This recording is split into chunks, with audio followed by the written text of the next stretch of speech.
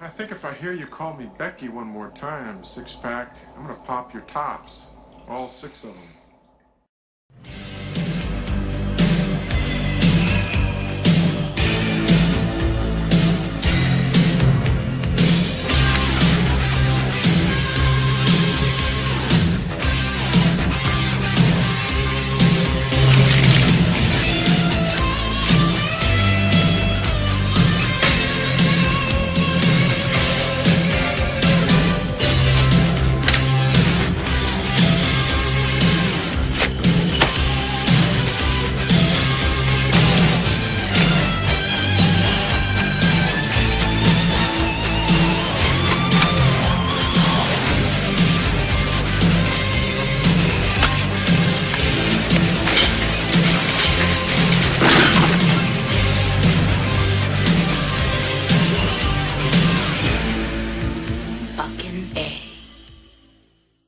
Hey folks, this is Matt once again, and probably around this time I'm going to be uploading my review of The Hard Way.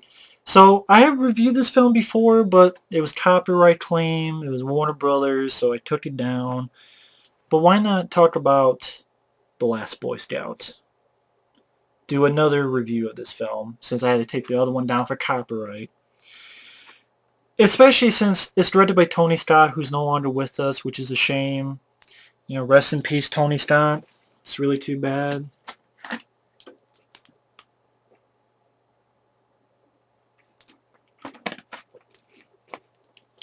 I can definitely say this is one of my all-time favorite Tony Scott films. It's up there with Beverly Hills Cop 2 and such as my all-time favorite Tony Scott films. Even though I know from what I've heard, again, there's no features on this, by the way. There's no features. I think the film made some money when it came out, but since it was supposed to make this much, but it made this much, so like, oh, fuck it. Which happens a lot. Like, well, that film's a perfect example. You know, Stallone does Rambo 2 and Rocky 4, two of the biggest films of his career. The next year he does this film, and because it wasn't that much, they throw it away. Same with Eddie Murphy and The Golden Child, my favorite Eddie Murphy film.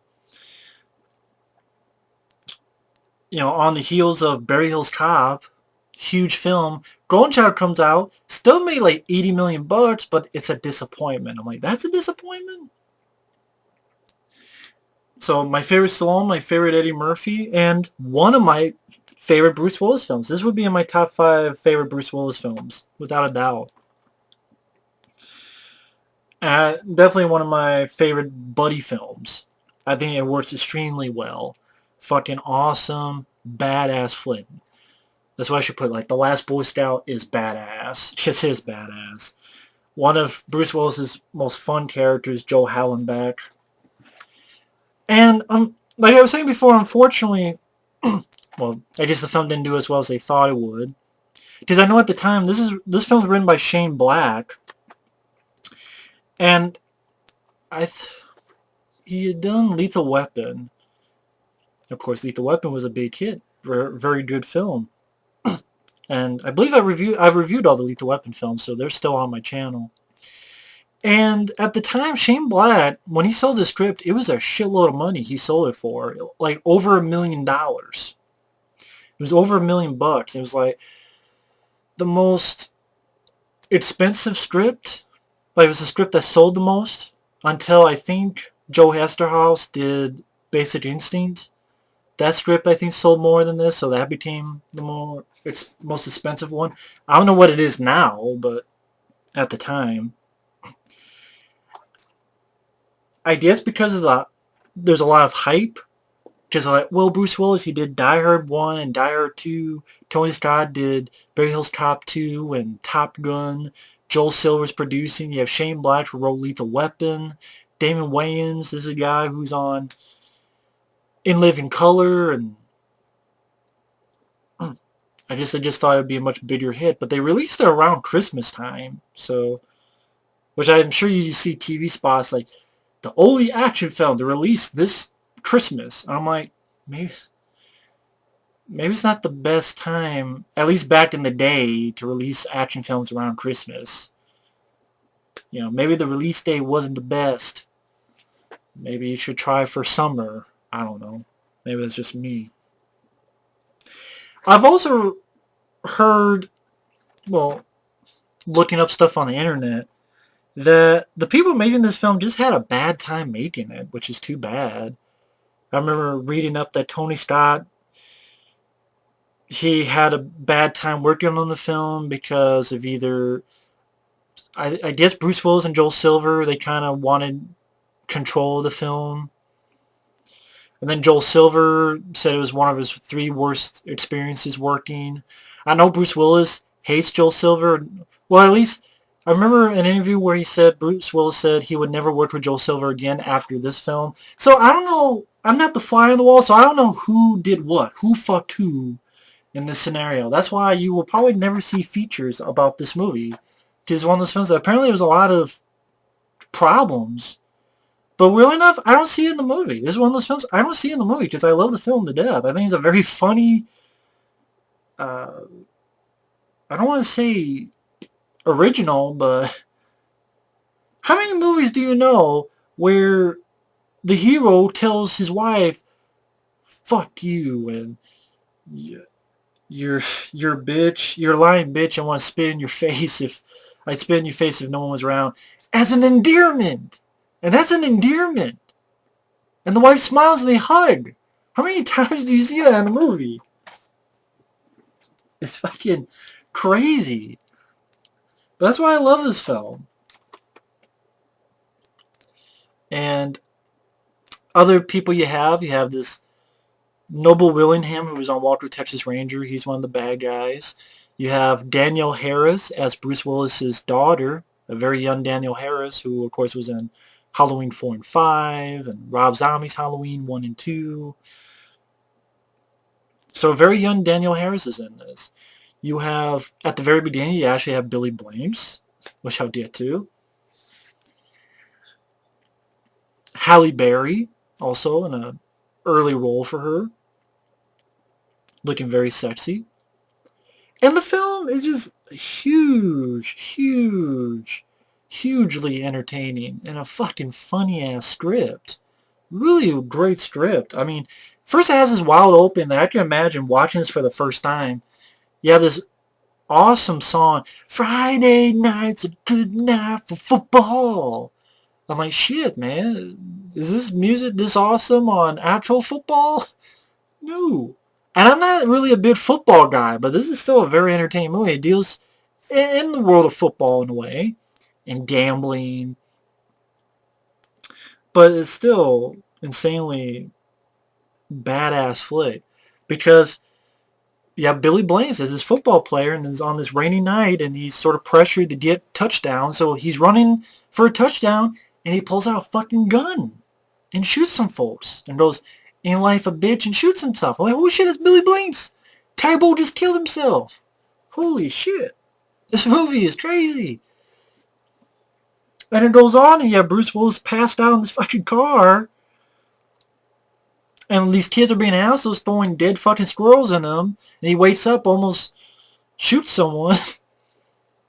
And you tell he's all fucked up. You have this actor who calls and gives him... This guy calls and gives him a job. Because Bruce Willis' character... I usually say a private investigator. You find out the backstory is he used to be a Secret Service. He even saved the president's life. But he was watching this senator, who the senator was an asshole, was beating up on this woman. And Bruce Willis scared her, punched the shit out of him. And so he got fired. Which is bullshit, but... So right there is like, damn, I feel sorry for this character. And... the actor, the guy who gives him a job is Bruce Medill. That's right, Bruce Medill. This guy, you see him and stuff. He was Van Damme's friend, fellow cop in Time Cop. Kind of Van Damme's boss in Time Cop, Bruce Medill. He's been in a lot of stuff as well. But he does a good job for a small role. And this is what I'm talking about, the lines of dialogue. In this scene, Bruce Willis goes, what the hell? I want to get it right. I think I fucked a squirrel to death and I didn't realize it. I think I fucked a squirrel to death last night. I don't remember it. And then later on, he finds out, oh yeah, his wife, played by Chelsea Field, who was in prison. And Bruce Willis finds out that, well, first off, he had this fun bit of dialogue, another fun bit of dialogue. He's talking about their kid, and she's like, oh, come on. She wears all that makeup. She's like a goddamn raccoon. Christ, I thought she was a bird, and I thought I was going to almost shot her twice. Oh, I fucked that up. And then he's like, who's in the closet? Because he notices the toilet's up and the shower's been running, but her hair is dry. Is ready to shoot, and you find out it's Bruce McGill. And the guys like say it was an accident, and Bruce was like, oh yeah, an accident, yeah. Could happen to everybody, huh? Yeah, you walked, slipped and fell, your cock got in my wife, and whoops. Guess it's just not my week. I think he says, what's the line? Oh, you tripped, slipped on the floor, and accidentally stuck your dick in my wife. Yeah. Wow, it's just not my week, is it? And then he tells him, like, head or gut, and Bruce McGill says gut, and Joe Hallenbeck fucking punches him in the gut. And the guy walks away, and you find out that the guy's car has been rigged to explode and blows up. Kills him. And pretty much, Bruce Willis gets his job to look after Halle Berry, who I guess you call her a stripper, who's a girlfriend of Damon Wayans' character. Damon Wayans' character is a football player who, later on, yeah, he does a good job. Damon James does a good job at and comedy and drama in this film. And where is Damon Wayans? Where is he? Where did he go? What happened to him? You know, come back, Damon Wayans. I love Major Payne. I love this film. But I guess, you know, after doing shit like Marcy X, that he's like, fuck this, I'm gone. Which I don't blame him. If you do shit like Marcy X, you fucking want to leave Hollywood too. But he does a good job here. I mean, he was a quarterback who got kicked out for gambling. And later on, when he's with Bruce Willis, does a really good job in the scene telling a story about how he had his wife was pregnant, and while he was having the best game of his life, a car hit his wife, killed his wife, and his son, who he was going to name Alex, survived for like 17 minutes, you know, had one dream, then died. Just Damon Wayans pulled that scene off very, very well, extremely well. But he also plays off the comedy solid as well.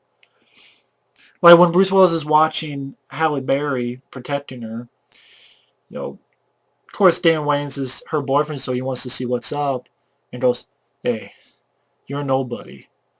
Shh, don't tell anybody. Dude, you couldn't even protect a warm cup of piss. And they're talking.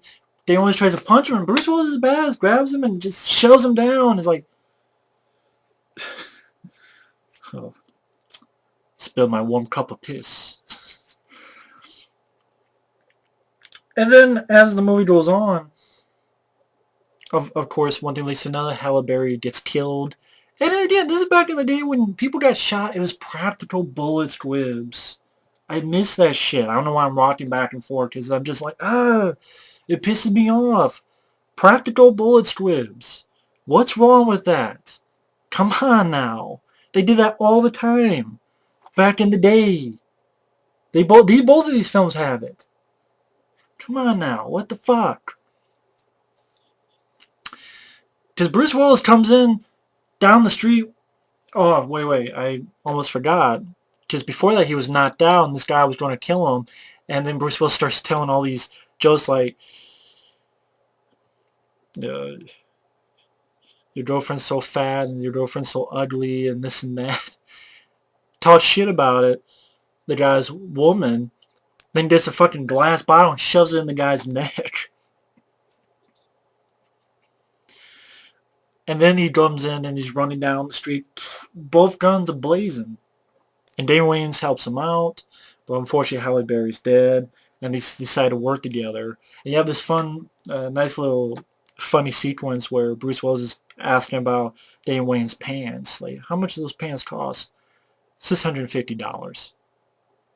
$650 for pants? Yeah. You wear them? Yeah. They don't come with a TV or anything? No.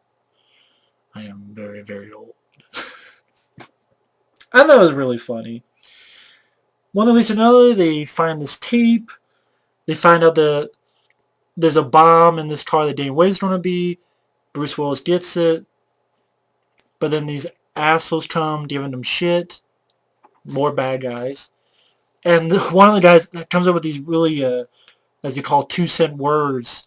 And Dane Wade's like, oh shit, we're being beat up by the inventor Scrabble. Scrabble. And they keep like kicking him in the fucking nuts and shit. He's like, okay, you want it? It's in the car. Takes the keys, Bruce Willis, and throws them. And they get pissed at him, so they shoot at the car to open up the trunk. But there's the bomb in there. So Bruce Willis didn't jump for it, and it blows up, and the car rolls down. They had to get out of the way. And the film is not boring at all. It's very entertaining. I just really like the script to this flick. I think Shane Black did a great job, and I don't know if anything was improvised or stuff, but it was a lot of fun. So Bruce Willis takes Damon Wayans back to his place, and like Damon Wayans is about to ask about the daughter, and Bruce Willis says she's 13 years old. If you do anything, I'm going to stick a umbrella up your ass and open it.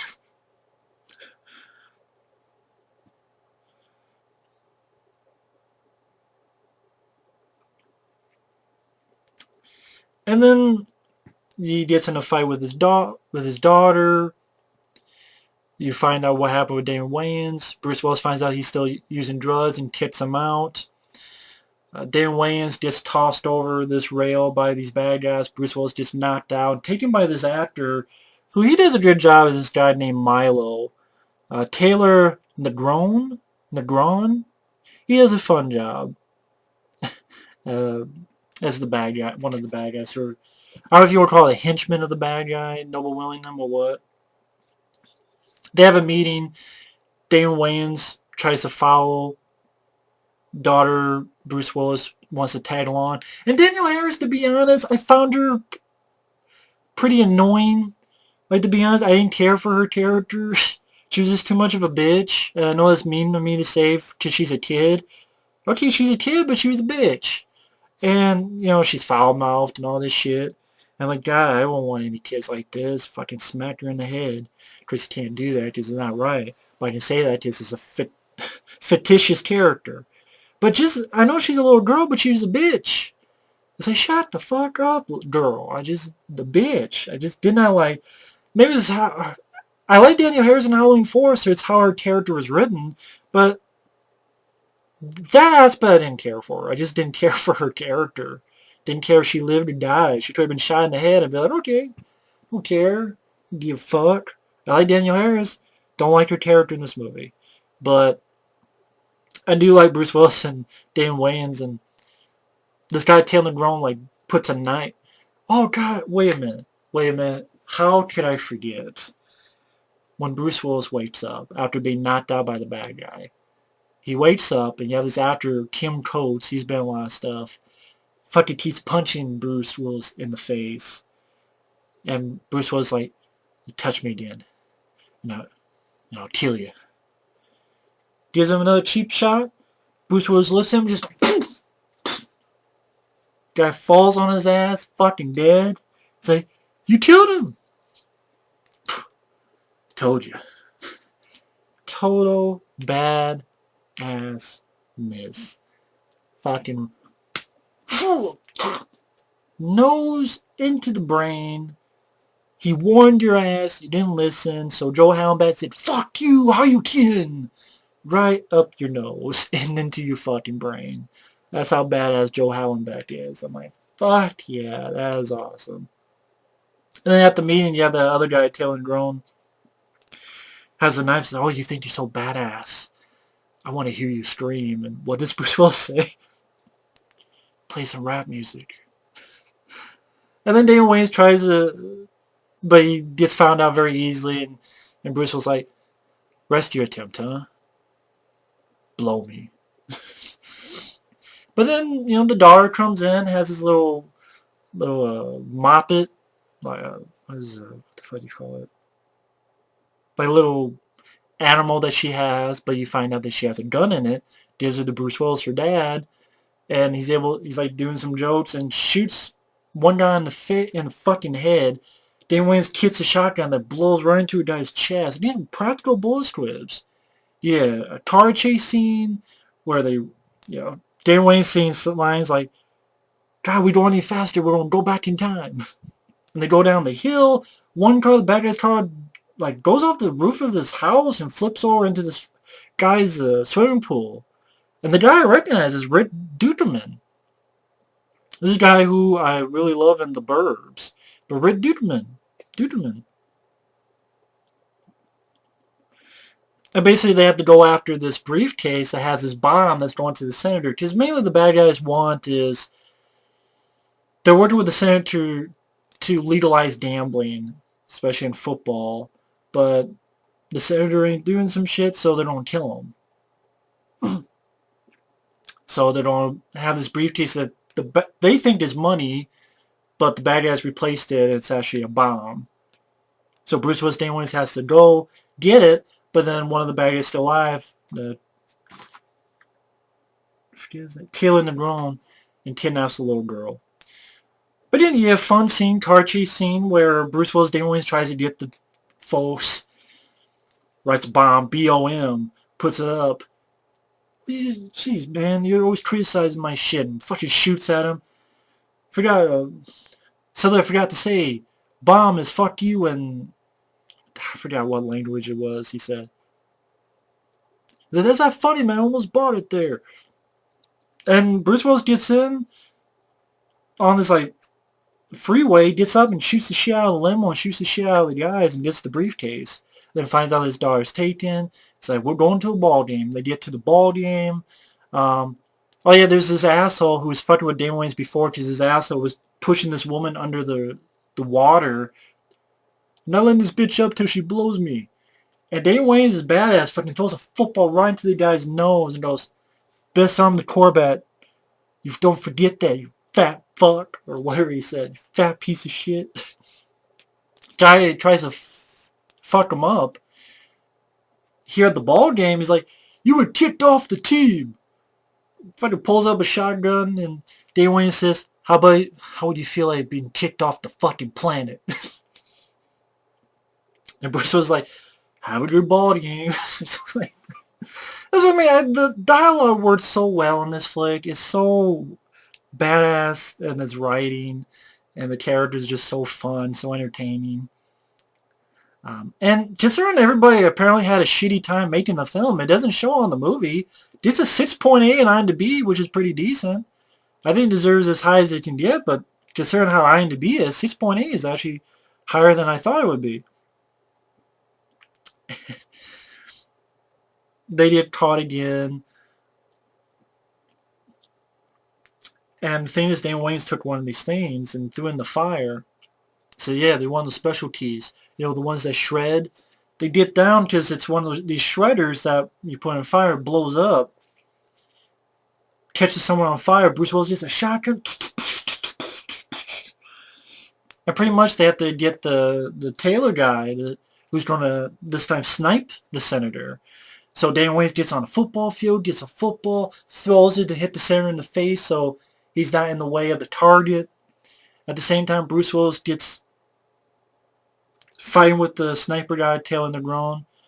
I love it. Like, "I told you, you touch me again, and I kill you." Pushes him. Guy gets shot up, falls right into helicopter blades. And you see just enough of how gory it was. And I'm like, oh, wow, nice. I missed that. I missed that stuff. I'm like, ooh, shit, the bad guy really died that time. Then you have this fun bit of business because early before, Bruce Willis says, Man, we get out of this, I'm going to dance the jig.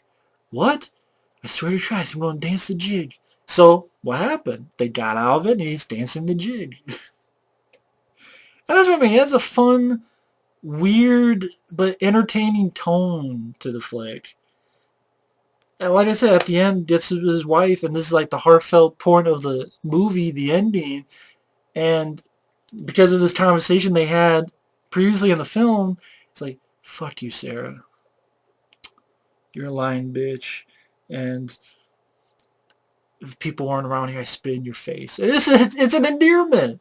And you get that because of the shit they talked about before that I didn't mention, because I'm not going to mention every iota. Check the fucking movie yourself out.